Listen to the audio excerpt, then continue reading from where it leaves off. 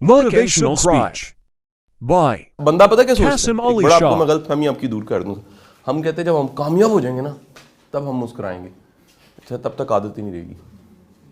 आपके पास गाड़ी होगी, आपके पास पैसा होगा, वसाइल होंगे, चीज़ें होंगी, लेकिन आपको आदत ही नहीं होगी मुस्कुराने की।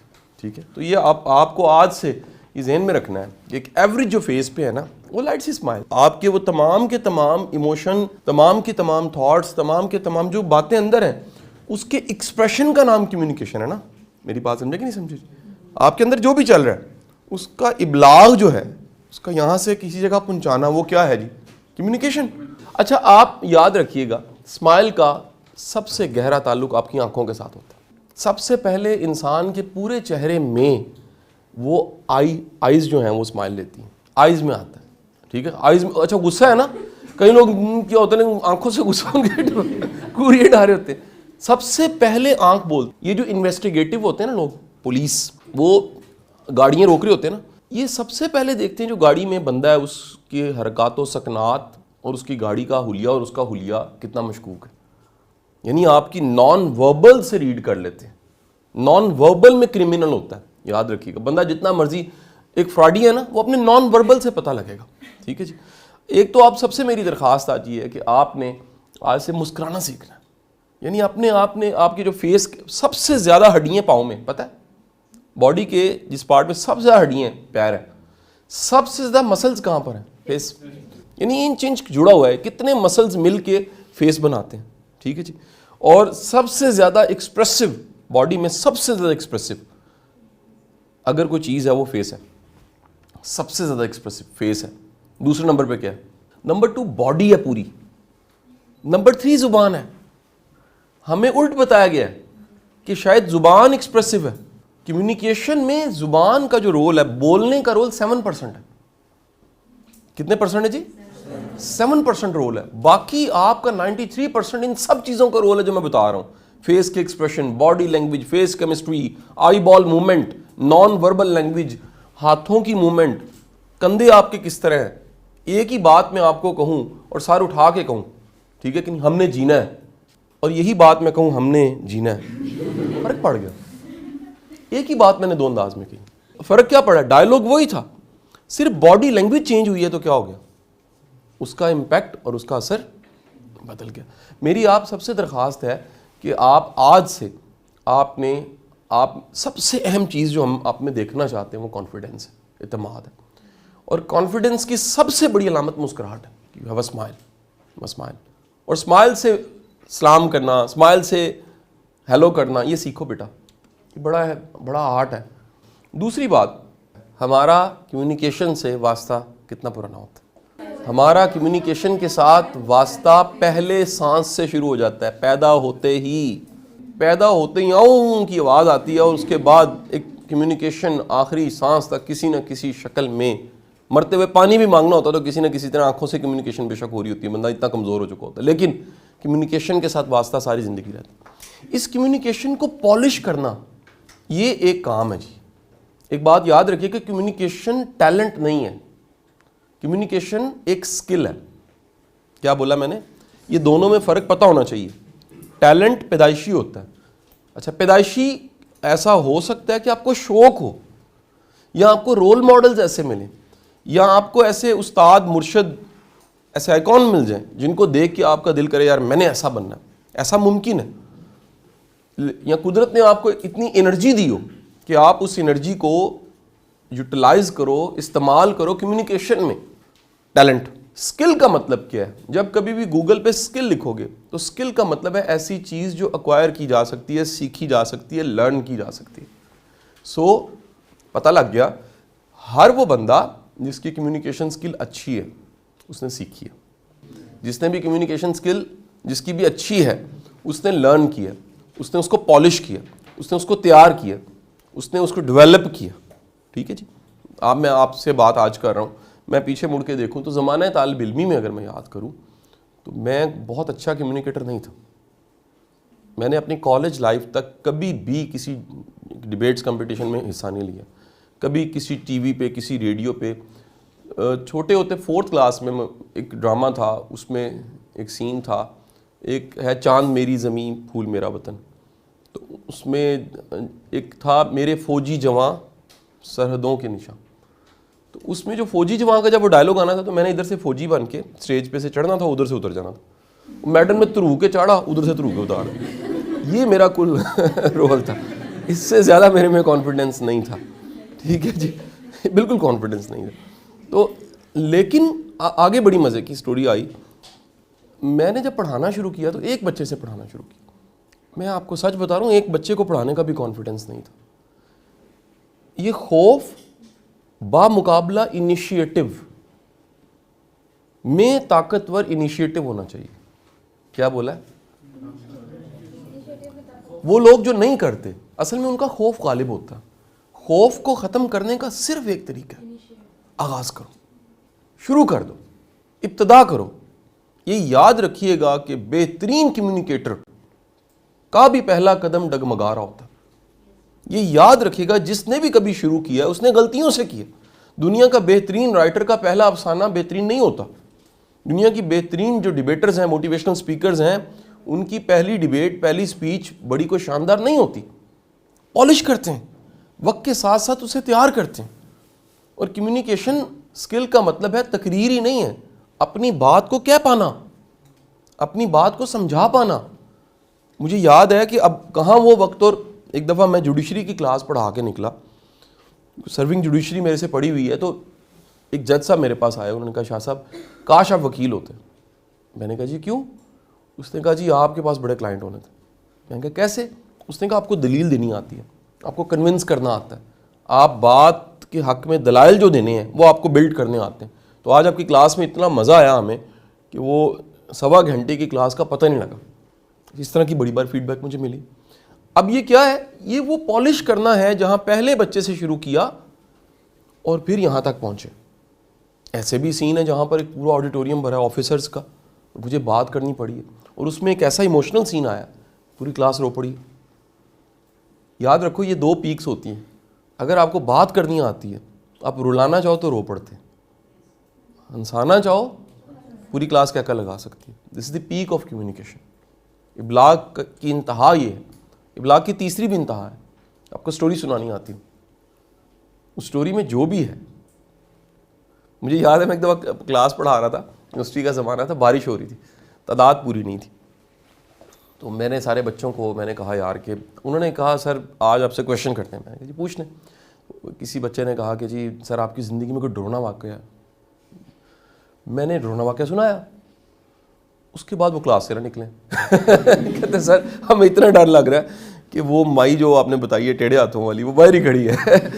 आपको जब बात करनी आती है, कम्युनिकेशन स्किल है, फिर आप जो चाहते हैं या जो नरेट करना चाहते हैं वो नरेट होने लग पड़ेगा। ठीक है कि नहीं? तो वो वक्त जहाँ से शुरू किया और आज का वक्त अगर मैं देखूँ, जब वीडियोस वायरल हो चुकी हैं और इतने इदारों में पढ़ाने का मौका मिलता है, इतने इदारों में टीवी पे आने का मौका मिलता है और क्या क्या सारा कुछ आपके सामने पड़ा हो। आज के वक्त और दरमियान के वक्त में बेटा प्रैक्टिस है। हर वो मौका है जहाँ पर सीखा जा सकता है, हर वो मौका है जहाँ पर गलती को दुरुस्त किया जा सकता है। और गलती को दुरुस्त करने का मतलब क्या है?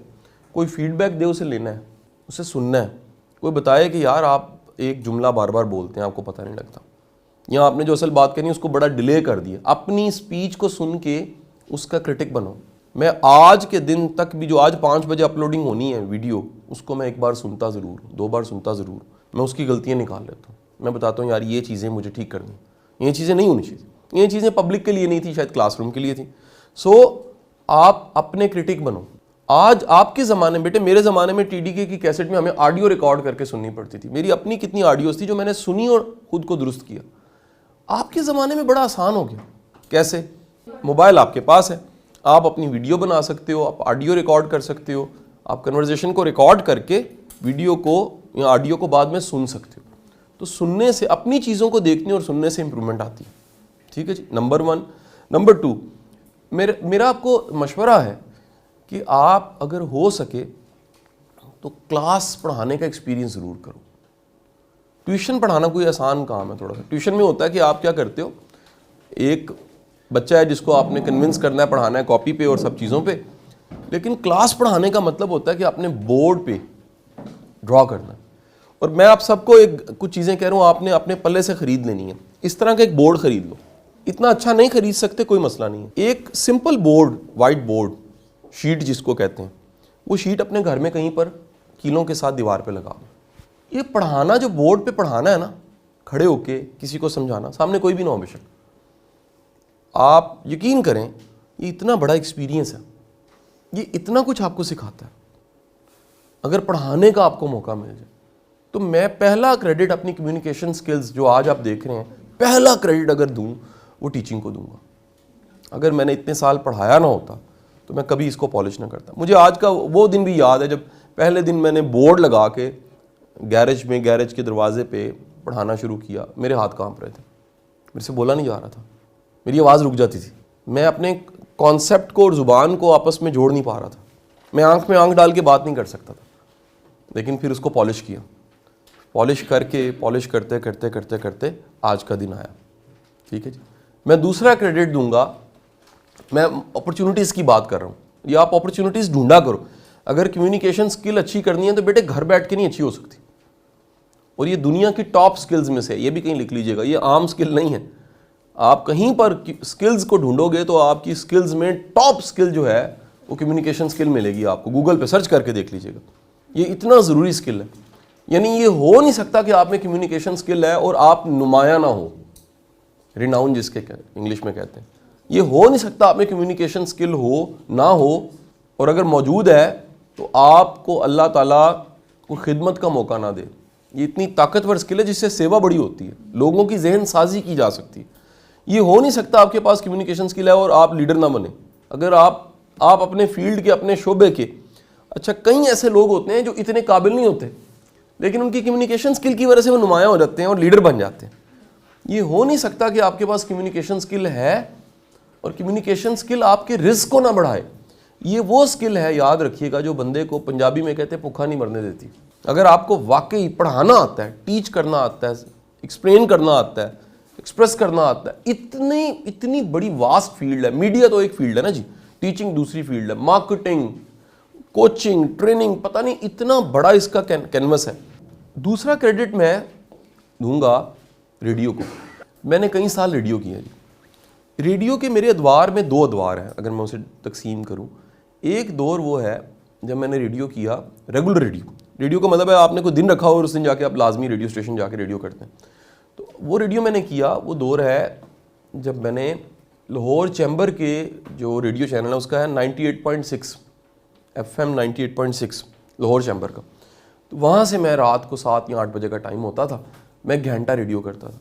अच्छा, इस रेडियो की ख़ास बात ये होती थी, मुझे 2 फ़ायदे हो जाते थे। एक, रेडियो क्योंकि सामने कोई नहीं होता आपके, एक माइक होता है, आप अपनी आवाज़ को सुन रहे होते हैं या गेस्ट की आवाज़ को सुन रहे होते हैं, कॉलर की आवाज़ को सुनते हैं या कोई म्यूज़िक चल रहा है वो सुन रहे हैं। आपके सामने जब कोई नहीं होता तो आपकी कम्युनिकेशन मुकम्मल इन्हिसार करती है उन 7% पे, आवाज़ पे। जैसे मैंने अगर चलना है तो मुझे 2 टांगें चाहिए, ठीक है जी, लेकिन अगर मेरा इम्तिहान और मैंने एक टांग से चलना है, इम्तिहान है ना जी, अगर मैं एक टांग से भी अच्छा चल के दिखा दूं इसका मतलब है मैं बड़ा एक्सपर्ट हूं। समझ आई कि नहीं आई जी? इसी तरह अगर मैं रेडियो पे प्रोग्राम कर सकता हूं, कंडक्ट कर सकता हूं, इंगेज कर सकता हूं, ऑडियंस ले सकता हूं, लिसनर ले सकता हूं, तो इसका मतलब ये है कि मैंने अपने हाथ तो दिखा नहीं रहा, फेस तो दिखा, बॉडी तो दिखा नहीं रहा, सिर्फ एक ही चीज़ है, वो क्या है? तो मैंने रेडियो शुरू किया। मुझे रेडियो से 2 लालच थे, 2 मेरे उसमें मुझे था कि मैं 2 चीज़ें बड़ी मेरी, एक तो कम्युनिकेशन बड़ी इंपॉर्टेंट, मुझे पता लगा कि रेडियो एक ऐसी चीज़ है जिसमें आपको बड़ा अंदाज से बोलना पड़ता है, तरीक़ाकार से बोलना पड़ता है, आपका लहजा फिर दुरुस्त करने का मौका मिलता है। आपकी जो वहाँ टीम होती है, कई ऐसे लोग होते हैं जो आपके तलफ़ुज़ को दुरुस्त करते हैं, जो कहते हैं सर ये ऐसे नहीं बोलना है, ऐसे बोलना है, तो आपकी इंप्रूवमेंट आना शुरू हो जाती है। नंबर 2, मैं करता था गेस्ट बेस्ड प्रोग्राम, उसमें गेस्ट को बुलाता था। अब उन गेस्ट में पाकिस्तान के बड़े बड़े नाम हैं, सलीम गोरी साहब भी हैं, नेटसोल के CEO, उसमें राइटर्स भी हैं, उसमें जर्नलिस्ट भी हैं, उसमें ब्यूरोक्रेट्स भी हैं। तो तकरीबन 107 लोगों के मैंने इंटरव्यू लिए, 107। अब 107 जब आप इंटरव्यू लेते हो ना तो क्या होता है, 3-4 चीज़ें होती हैं। एक तो आपको प्रेपरेशन करनी पड़ती है कि मैंने इंटरव्यू लेना है, ठीक है कि नहीं। नंबर 2, आपको गेस्ट को रिसीव करना फिर उसके बाद रुखसत करने तक साथ देना पड़ता है। आप नहीं कहते सर जाके बैठ जाइएगा, वो कान पे लगा लीजिएगा, मैं ऊपर से आ जाऊँगा। नहीं, उसका एक पूरा एक बड़ा ही डिसिप्लिन मैनर है कि उस गेस्ट ने आपके साथ पूरी कोऑर्डिनेशन करनी, क्योंकि मेरी इतनी बड़ी टीम तो नहीं थी, वसाइल भी नहीं थे, मैं ही असिस्टेंट था, मैं ही मैनेजर था, मैं ही लीडर था। तो मुझे याद है कि उस ज़माने में मैंने गेस्ट के साथ रब्ता करना, गेस्ट से फिर रब्ता भी ऐसे करना कि वो आए, नहीं समझ, ऑर्डर तो नहीं दे सकते कि सर आज आपको हुक्म दिया जा रहा है रात को आपने रेडियो करने आया, ऐसे नहीं हो सकता। आप उसको कहते हो, हवाला को देते हो, उस हवाले का बंदा ढूंढते हो, उसे रिक्वेस्ट करते हो कि सर आप थोड़ा सा टाइम दीजिएगा, लोगों का फ़ायदा हो जाएगा, हम इसको रिकॉर्ड कर लेंगे और बाद में नेट पे भी डाल देंगे, दुनिया फ़ायदा उठा लेगी। फिर उसको रुखसत भी करना है, फिर क्वेश्चन प्रिपेयर करने। अच्छा, अब देखो, जब आप क्वेश्चन करते हो और क्वेश्चन प्रिपेयर करके क्वेश्चन करते हो, आपका नॉलेज बढ़ता है।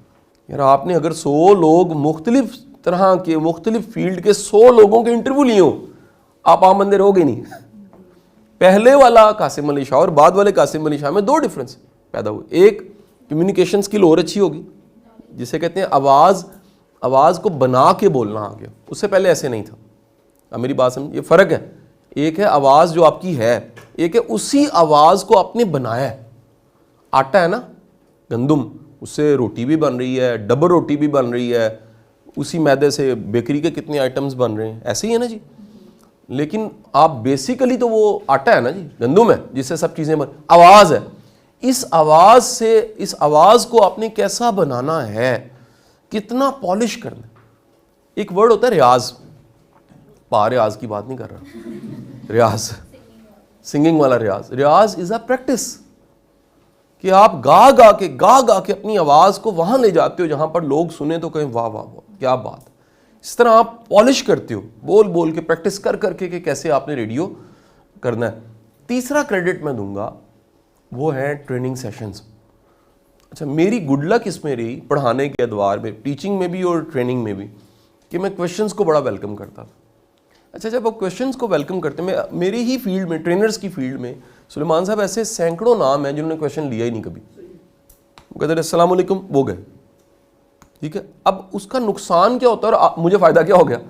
जब आप क्वेश्चन लेते हैं तो लाजमी नहीं है कि हर सवाल का जवाब आपको पता हो, लेकिन आप सोचते ज़रूर हैं कि मुझे इस सवाल जो मुझसे पूछा गया है इसको कहीं ढूंढना है मैंने।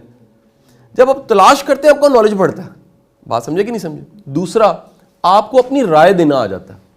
आप लोगों को कहते हैं कि जो आपने सवाल किया है ये मेरी राय में या मेरी इंफॉर्मेशन या मेरा एक्सपोजर इस बात के बारे में ये है।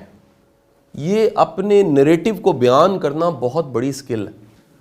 तो मैंने नॉलेज बढ़ने का एक बहुत बड़ा सोर्स जो देखा है वो किताबें भी, मूवीज़ भी, एक्सपोजर भी, तजुर्बा भी, लेकिन क्वेश्चन बहुत बड़ा। और अल्लाह के रसूल सल्लल्लाहु अलैहि वसल्लम की हदीस मुबारक भी है कि आधा इल्म सवाल में, आधा इल्म सवाल में। तो वो आप सवाल करते हो, कोई सवाल करता है या सवाल उठाते हो या सवाल, उस सवाल के साथ बड़ा कुछ जुड़ जाता है। तो मेरी आप सबसे दरख्वास्त है, ये सारा जो जर्नी मैंने आपके साथ शेयर किया, इस सारे जर्नी में जो बड़ी चीज़ थी वो खौफ पे काबू पा के कदम उठाना था। खौफ पे काबू पा के कदम ना उठाया जाता तो आज का दिन मैं ना देखता। इस सारे के सारे जर्नी में आप में से कोई गांव से किसी का ताल्लुक है, किसी का लहजा सराइकी है, किसी का बलोची है, किसी का पख्तून है, कोई फ़र्क नहीं पड़ता। ये सब चीज़ों को मैनेज किया जा सकता है अगर आप करना चाहते हो, अगर आप पॉलिश करना चाहते हो। और मैं आपको एक और भी, आप में से कई ऐसे बच्चे हैं, मैंने सुलेमान आबिद साहब ने जब आपके इंटरव्यू लिए तो आप CSS करना चाहते हैं, मैं आपको बड़े वसूख के साथ कह रहा हूँ, CSS के इंटरव्यू में अगर आपकी कम्युनिकेशन स्किल अच्छी है, कॉन्फिडेंस है, को बड़ा फ़ायदा मिलता है। कोई शाय बंदा, कोई घुटा हुआ, कोई इंट्रोवर्ट, ऐसा बंदा जिसको एक्सप्रेस नहीं करना आता, वो इंटरव्यू क्लियर नहीं कर सकता। आप अब आप गिला नहीं कर सकते आज से 10 साल बाद कि सर हमें तो किसी ने बताया ही नहीं कि कम्युनिकेशन स्किल भी कोई चीज़ होती है।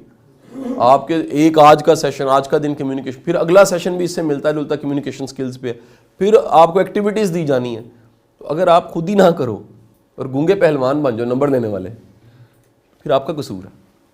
ठीक है जी। तो मैं आप सबका बड़ा मशकूर हूँ।